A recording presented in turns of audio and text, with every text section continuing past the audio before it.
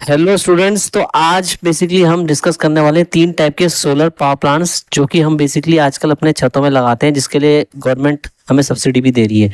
तो तीन टाइप के क्लासिफिकेशन हमारे पास होते हैं। एक होता है ऑफ ग्रिड, एक होता है ऑन ग्रिड और एक होता है हाइब्रिड सिस्टम।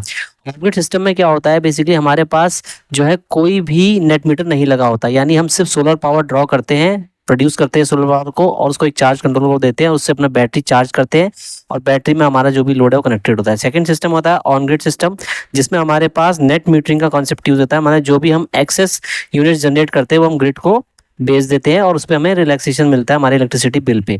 तो यहाँ पर हम देख सकते हैं कि बैटरी हमारी यूज नहीं होती है ऑन ग्रिड सिस्टम में। इसके बाद हमारा तीसरा सिस्टम आता है जो हाइब्रिड सिस्टम है, दोनों का कॉम्बिनेशन है।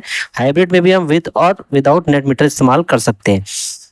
तो यहाँ पर जो मैं सिस्टम आपको दिखा रहा हूँ, इसमें आप देख सकते हैं कि हमारे पास इनकमिंग में एमसीबी लगी हुई है और एक हाइब्रिड इन्वर्टर लगा हुआ है। बट ये हाइब्रिड सिस्टम है, बट इसके साथ साथ इसमें नेट मीटरिंग का कॉन्सेप्ट यूज नहीं हो रखा है। यानी हमारे पास एक हाइब्रिड इन्वर्टर है जिसमें कि हम बेसिकली क्या कर रहे हैं, सप्लाई ले रहे हैं पोल से एसी, और उसके अंदर दो सोर्सेज ऑफ डीसी हमने कनेक्ट किए हुए हैं। एक सोलर पैनल से डीसी आ रही है और एक बैटरी से आ रही है। तो दिन के टाइम में हमारा जो एसी लोड है घर का, वो बेसिकली सोलर मॉड्यूल से चलेगा, और रात के टाइम पे जब हमारे पास सनलाइट की अवेलेबिलिटी नहीं होगी तो बैटरी जो है हमारे बेसिकली हाउस के जो हमारा घर का लोड है उसको चलाएगी, इन केस अगर हमारी सप्लाई फेल होती है। अदरवाइज अगर हमारे पास सप्लाई चल रही है पीछे से तो कोई दिक्कत नहीं है, हमारे जो इन्वर्टर है हाइब्रिड इन्वर्टर वो बाईपास मोड में काम करेगा। तो हाइब्रिड इन्वर्टर मैंने इसीलिए कह रखा है इसको, क्योंकि इसके अंदर दोनों सोर्सेज कनेक्टेड है हमारे पास। एक हमारे पास बेसिकली सोलर पैनल भी कनेक्टेड है, एक एसी सोर्स कनेक्टेड है और एक बैटरी कनेक्टेड है। तो यहाँ पर इस प्रकार से हम जैसे अपनी सप्लाई को रिडंडेंसी कर सकते हैं। इससे पहले जो है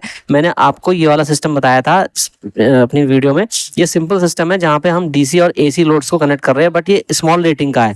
माने अगर हमें ज़्यादा रेटिंग्स में लोड हमारा ज़्यादा वाटेज का है या सोलर पैनल्स हमारे ज़्यादा किलोवाट रेटिंग के, तो वहाँ पर हमें क्या करना पड़ता है, सोलर पैनल्स को सीरीज और पैरेलल में कनेक्ट करना पड़ता है। चलिए फिर, thanks for subscribing the channel and happy learning.